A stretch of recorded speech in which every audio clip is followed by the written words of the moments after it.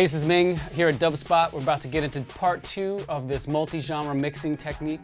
So far, we've analyzed our tracks using mixed in key. We started the process of doing BPM detection in Rekordbox 3.0. And now we're going to focus in on 3 sections of the mix, and I'm going to go over how I actually do the final preparation so that I can actually do the mix live. So the first section we're going to focus on is the 200 BPM change down to 140 BPM. And we go back over to Rekordbox.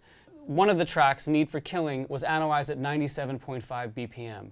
And that's actually the half-time feel of the track. The track is more of a double-time feel. So all of the tracks that I have that are a double-time feel, drum and bass, twerk tracks, things that are at the 170 to 200 BPM range, I usually keep them at that true BPM range. I don't have Rekordbox write the halftime feel. And oftentimes, the tracks will come in with an 87 BPM, and that's really not the feel that I'm looking for. So the first thing that I want to do is I'm going to take this track and I'm going to bring it up into the grid window here, into the analyze window, and I'm going to double time from 97.5 BPM. I'm going to double time this track so it goes to its actual BPM. So if I skip down the track here, you'll feel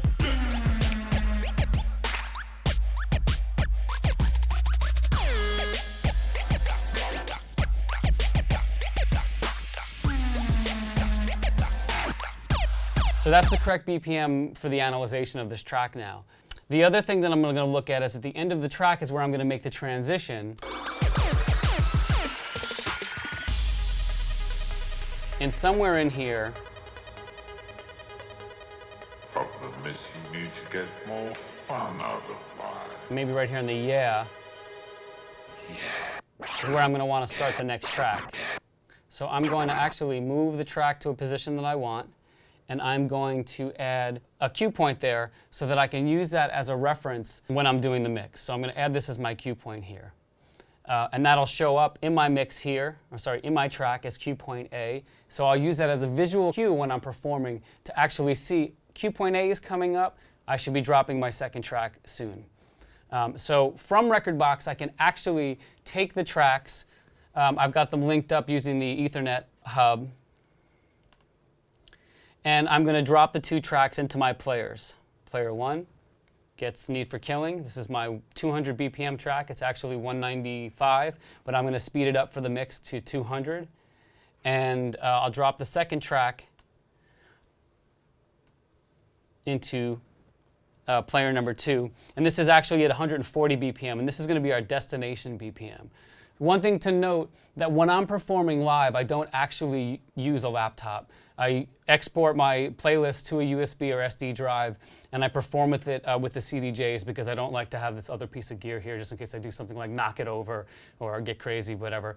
But when I'm preparing, it's really, really, really important for me to be able to just drag these concepts right to my decks and then see if they actually work. And if they don't work, it's easier for me to edit them in the computer and redrag them back to my decks than it is for me to edit them here. Or that you could do the edits in either place, but I prefer to do them on the laptop.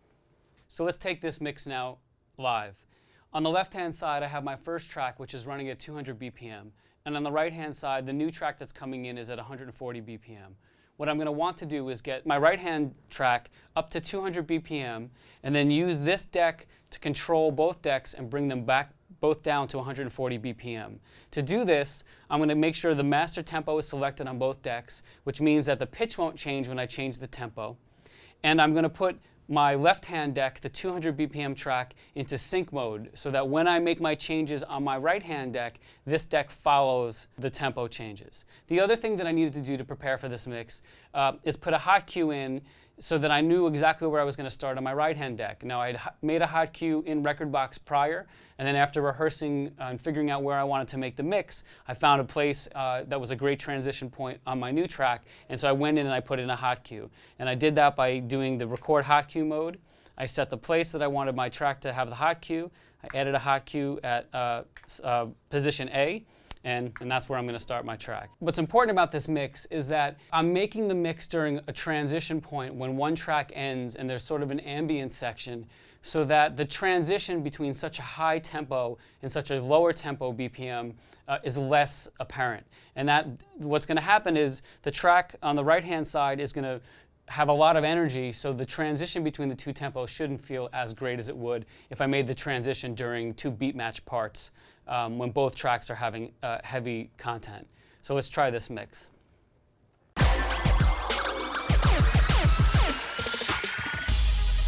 I'm gonna move up my track to 200 BPM, hit sync, my left-hand deck. Problem is you need to get more fun out of life. Bringing the tempo down. Here we go. Both tracks are sung. Are you going to have a party here tonight, son?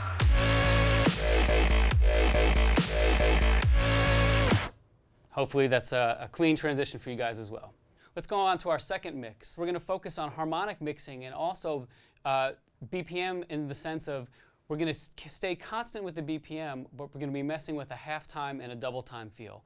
So on my left deck, which is a 6A, we're going to transition to a 5A, which is a good harmonic mix.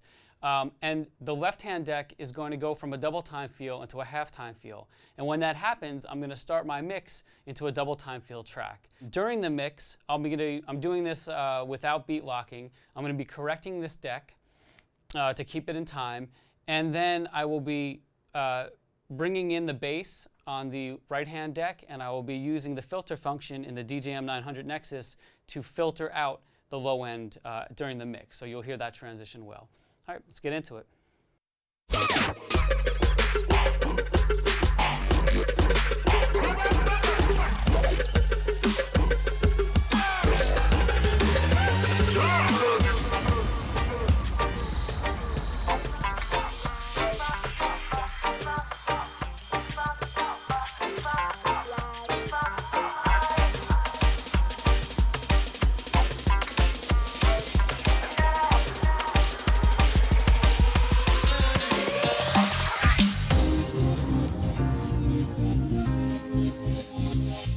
So when you're making your own multi-genre mix, good things to consider are playing with the feel of a tempo, half-time to double-time or double-time to half-time. That's a drum and bass possibly to a hip-hop feel. 180 to 90 works really well. Keep the harmonic mixing options open. You want to keep your tracks working in key, really helps a mix. And if you're making a drastic transition from, let's say, like we did, 200 BPM down to 140 BPM, you can use beat sync function in the CDJ 2000 Nexus so that we can go from 200 to 140 in a much more natural feel. If you want to hear more of this mix and check out the completed 25-minute mix, you can go to my SoundCloud, which is soundcloud.com/Ming.